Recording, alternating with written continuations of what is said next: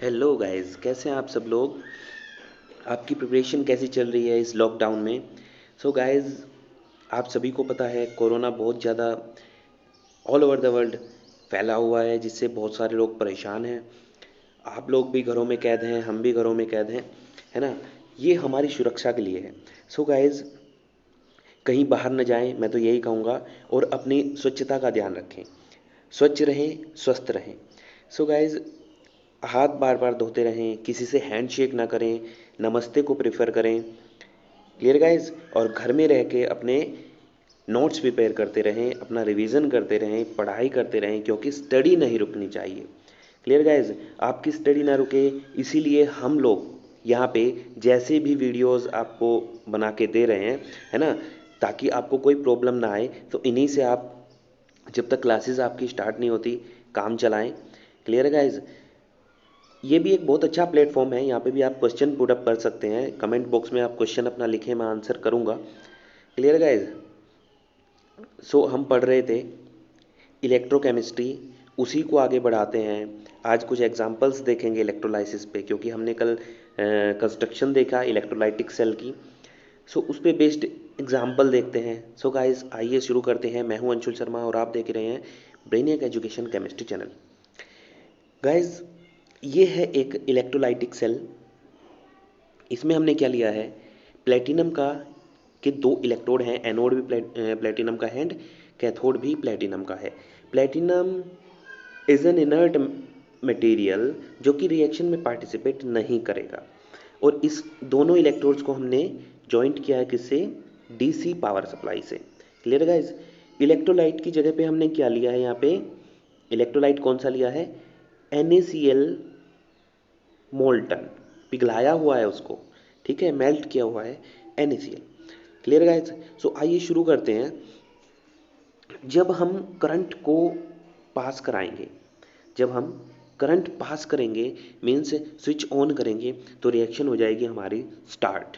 क्या होगा, इलेक्ट्रोलाइट में प्रेजेंट पिघला हुआ है, तो वहाँ पे क्या होगा, Na आयन अलग घूम रहे हैं, Cl आयन अलग घूम रहे हैं। ठीक है। तो जैसे ही हमने इलेक्ट्रिसिटी सप्लाई ऑन की, पावर सप्लाई ऑन की, तो क्या होगा, एकदम इलेक्ट्रोड्स पे आ जाएगा चार्ज। क्लियर गाइज, क्योंकि वो टर्मिनल से अटैच्ड है, एक पॉजिटिव से एक नेगेटिव से। सो पॉजिटिव वाले पे आ जाएगा पॉजिटिव चार्ज और नेगेटिव वाले पे आ जाएगा negative charge. So opposite pole में अट्रैक्शन होता है, ये आपको पता है। पॉजिटिव इलेक्ट्रोड की तरफ को कौन बन जाएगा, जिस आयन पे चार्ज होगा नेगेटिव। सो यहाँ पे नेगेटिव चार्ज का आयन है क्लोरीन। क्लोरीन जाएगा एनोड की तरफ, एंड पॉजिटिव चार्ज वाला आयन है सोडियम। सोडियम जाएगा कैथोड की तरफ। Clear guys. ये होने वाला है, कल भी हमने देखा था। तो इनकी रिएक्शन लिखते हैं। रिएक्शन एनोड पे क्या होने वाला है, मैंने बताया था, ऑक्सीडेशन होगा, और कैथोड पे रिडक्शन होगा। अब देखिए, एक और वेरी इंटरेस्टिंग आपको एक शॉर्ट ट्रिक बताता हूँ, बहुत बहुत अच्छी है, जो इजीली आपको लर्न हो जाएगी। आप याद रखेंगे, वड़ा पाव महाराष्ट्र में खाते हैं लोग, है ना, वड़ा पाव बहुत ज़्यादा चलता है उधर। सो गाइज, वड़ा पाव का पाव, PAO, ठीक है। और ऑक्सीडेशन का ऑयल आपको याद होगा, hair oil. Positive anode oxidation, anode कौन होगा, पॉजिटिव होगा, ठीक है। एनोड कौन होगा, पॉजिटिव होगा, उस पर क्या होगा, ऑक्सीडेशन होगा। Oxidation is loss of electron. Clear guys. देखो कितना इजी हो गया। Positive anode oxidation, and oxidation is loss of electron. इसका जस्ट अपोजिट हम लोग कहाँ रहते हैं सारे, NCR में, है ना। दिल्ली NCR में रहते हैं। कुछ लोग नहीं रहते होंगे जो NCR के बाहर वाले हैं। Clear guys. So Delhi NCR सब लोगों ने सुना होगा, है ना। सो हम यहाँ पे यूज़ करेंगे NCR। NCR कैथोड निगेटिव होगी और उस पर होगा reduction. Negative cathode reduction, NCR को मत भूलना। और reduction is gain of electron, reduction is gain of electron, reduction is gain of electron. Clear guys. तो एनोड पे क्या होगा, उसका साइन क्या होगा, सब कुछ आपके पास है शॉर्ट ट्रिक में।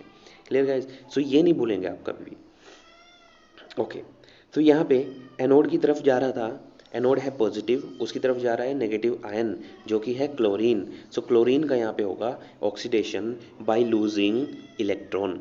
सो क्लोरीन क्या करेगा, क्लोरीन के पास इलेक्ट्रॉन है कई सारे, देखो ये रहा क्लोरीन के पास इलेक्ट्रॉन, ठीक है। ये क्या करेगा, ये इलेक्ट्रॉन को लूज करेगा और ऑक्सीडाइज हो जाएगा, ठीक है। तो जिस रिएक्शन में मैं पहले बता चुका हूँ इलेक्ट्रॉन आपको पार्टिसिपेट करते दिख रहे हैं उसको हम बोल देंगे half oxidation reaction. Clear guys? So यहाँ पे जो प्रोडक्ट मिल रहा है वो है only single mono atomic chlorine, और ये इस फॉर्म में एग्जिस्ट करती नहीं है। सो ये क्या करेगी, ये एक और ऐसे ही क्लोरीन के साथ अटैच होके Cl2 की फॉर्मेशन करेगी।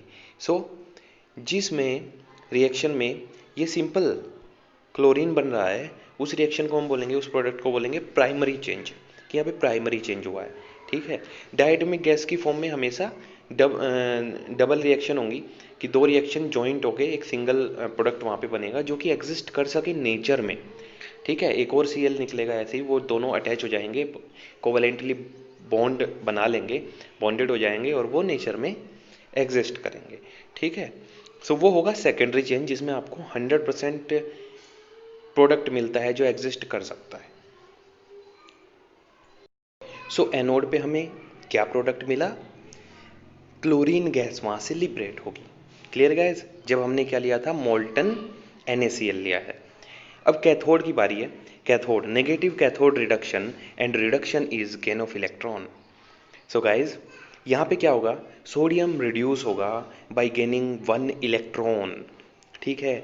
और यहाँ पे ये जो प्राइमरी चेंज है यही फाइनल चेंज है, यहाँ पे सेकेंडरी चेंज नहीं आएगा। So this is called half reduction reaction. Clear guys?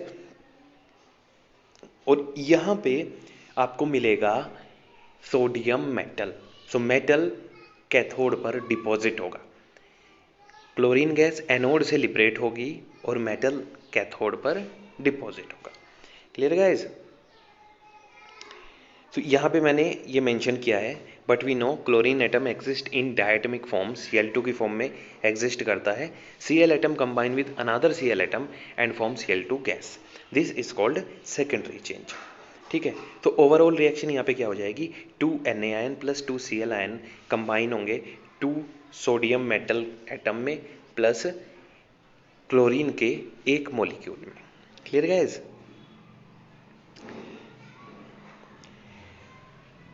Conversion of ion into neutral species at their respective electrode is called primary change. The change in primary change to form final product is called secondary change.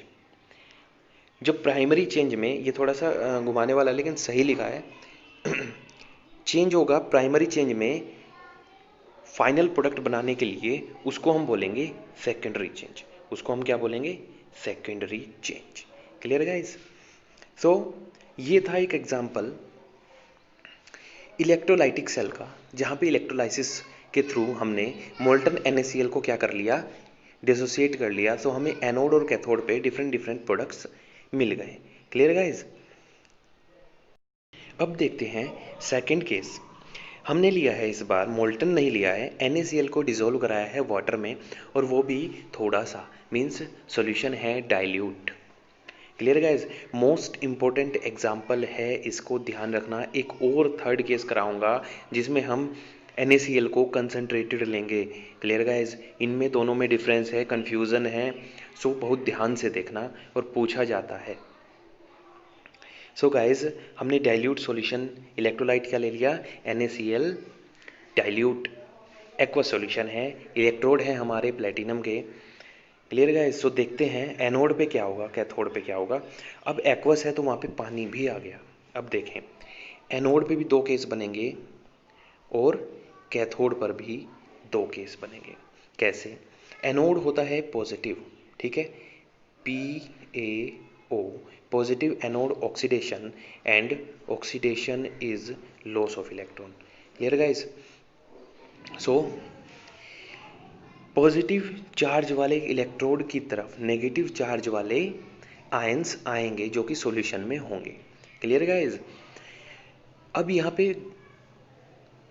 Notice करने वाली बात ये है कि जो water है वो भी डिसोसिएट होता है H ion and OH ion में। Clear guys? OH नेगेटिव होता है और H आयन जो होता है वो पॉजिटिव होता है, आप सबको पता है।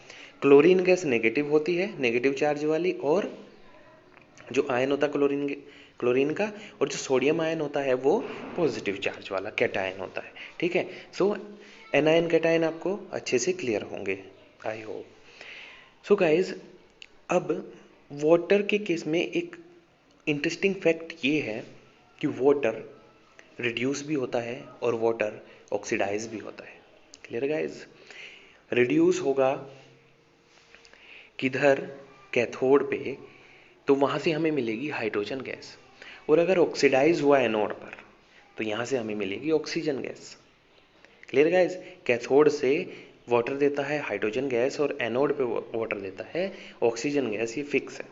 क्लियर? सो यहाँ पे देखना ये है कि एनोड पर भी एक Cl आयन जाएगा और वाटर भी खुद जाएगा, कैथोड पर Na आयन जाएगा और खुद वाटर भी जाएगा।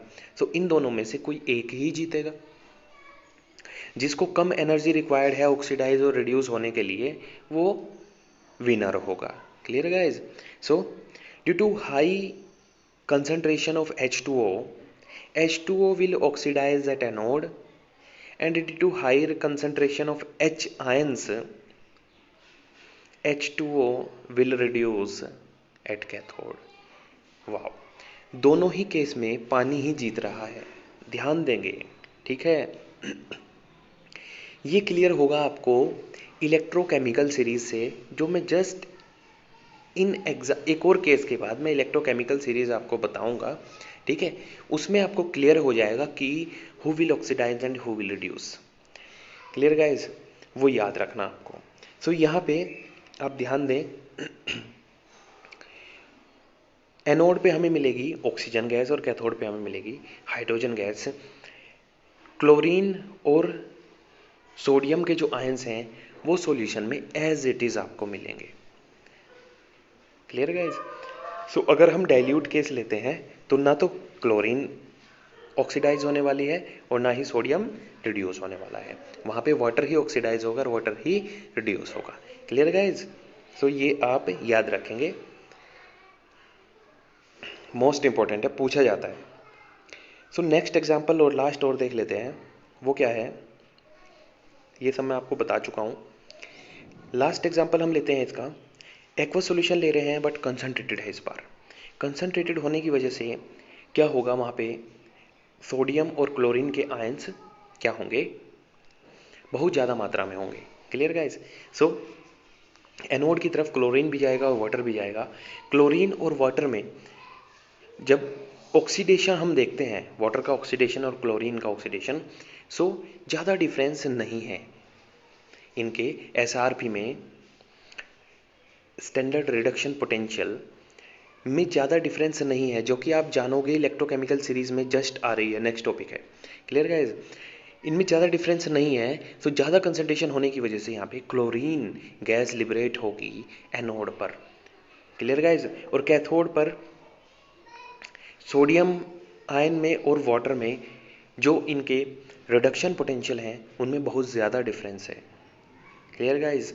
सो यहाँ पे वाटर ही विनर होगा और आपको क्या मिलने वाली है? हाइड्रोजन गैस यहाँ से लिबरेट होगी। तो एक साइड में यहाँ से आपको क्लोरीन गैस मिलेगी और दूसरे इलेक्ट्रोड से आपको मिलेगी हाइड्रोजन गैस। सो बुक्स में अगर कहीं पे गिवन है आपको तो कंफ्यूज नहीं होना, मैंने आपको डिटेल में बता दिया गया यहाँ पे, है ना, कि अगर डाइल्यूट सॉल्यूशन लेते हैं तो हाइड्रोजन ऑक्सीजन मिलेंगी, और अगर कंसनट्रेटेड NaCl सॉल्यूशन लेते हैं तो आपको क्लोरीन और हाइड्रोजन गैस मिलेगी। Clear guys? सो ये आप याद रखना, दीज आर द इक्वेशंस। अब एक बात ये आती है कि हम ये सब कर क्यों रहे हैं, इतनी मेहनत क्यों कर रहे हैं हम कि इलेक्ट्रिसिटी प्रोवाइड करा रहे हैं, कहीं पे अरेंजमेंट कर रहे हैं, मेटल की रोड ढूंढ के ला रहे हैं, इलेक्ट्रोलाइट फाइंड कर रहे हैं, उसके बाद उनका कैलकुलेशन कर रहे हैं कि क्या मिल रहा है। ये हम इसलिए कर रहे हैं कि हम इलेक्ट्रोप्लेटिंग, आपने सुना होगा इलेक्ट्रोप्लेटिंग। जैसे आप भाई बाइक वाइक कार वार आप चलाते हैं ना सर, सब लोग, है ना। सो उन पे गीली हो जाती है बाइक, रिम्स, है ना, जो रिम्स होते हैं बाइक के, या बॉडी होती है, जो भी मेटल बॉडी होती है, वो सारी गीली विली हो जाती है, लेकिन आपने देखा होगा कभी वो रस्ट नहीं उस पे आता। रीज़न क्या है, वहाँ पे इलेक्ट्रोप्लेटिंग हुई रहती है ना, इलेक्ट्रिसिटी के थ्रू उस पर कोटिंग हुई रहती है जो रेजिस्ट करती है रस्ट को, है ना। सो इलेक्ट्रोप्लेटिंग बहुत इंपॉर्टेंट है, मोस्ट इंपॉर्टेंट है उसके लिए। अदरवाइज तो हमारे बाइक के और कार के जो रिम्स वगैरह हैं वो सब करोड हो जाएंगे, है ना, हमें चेंज कराने पड़ेंगे बार बार बार बार। Clear guys. सो देखो कितना बचाता है ना, बहुत बेनिफिशियल है। इलेक्ट्रो रिफाइनिंग, अगर आपको हाईली एफिशिएंट, जिसमें इम्प्योरिटी ना हो मेटल चाहिए, जैसे कि कॉपर की रिफाइनिंग मैंने स्टार्टिंग में ही आपको बताया था, है ना, लास्ट वीडियो आप मेरी देखें, उसमें कॉपर की रिफाइनिंग है 99.95% प्योर कॉपर आपको मिलेगा। अप्रोक्स 100% अगर प्योरिटी चाहिए तो इलेक्ट्रोलाइसिस हम करवाते हैं, ठीक है। And electrowinning, refining of non ferrous metals, वो भी इलेक्ट्रोलाइटिक मेथड से हो जाता है। Clear guys. और बैटरीज को चार्ज करने में गाइज, अरे हाँ, बैटरीज को चार्ज करने में इलेक्ट्रोलाइटिक जो सेल है वो, इन्वर्टर बैटरी जो होती है आपकी, इन्वर्टर के साथ बैटरी लगी होती है जहाँ से हमें पावर सप्लाई मिलती है, जिसमें हम इलेक्ट्रिसिटी स्टोर करके रखते हैं, है ना, ताकि अगर इलेक्ट्रिसिटी हमारी जो लाइट आती है वो चली भी जाए तो इन्वर्टर हमारा काम चला सके। Clear guys. सो वो क्या करती है, वो दो तरीके की सेल की तरह बिहेव करती है, एक तो इलेक्ट्रोलाइटिक सेल और दूसरी क्या, गैल्वेनिक सेल। जब वो चार्ज हो रही होती है तो इलेक्ट्रोलाइटिक सेल की तरह बिहेव करती है, और जब वो हमें पावर दे रही होती है, एनर्जी हम ले रहे होते हैं उससे, तब वो गैल्वेनिक सेल की तरह बिहेव करती है। सो बैटरीज को चार्ज करने में, अदरवाइज तो गर्मियों में बड़ी परेशानी होगी, है ना, और लाइट्स के बिना सोच भी नहीं सकते। Clear guys. सो बहुत सारे यूज़ हैं, इसके लिए हम इलेक्ट्रोलाइसिस, ये प्रोसेस हम करते हैं। क्लियर। सो नेक्स्ट वीडियो में मैं आपको बताता हूँ electrochemical cell, sorry electrochemical series बताऊँगा पहले, है ना। Clear guys.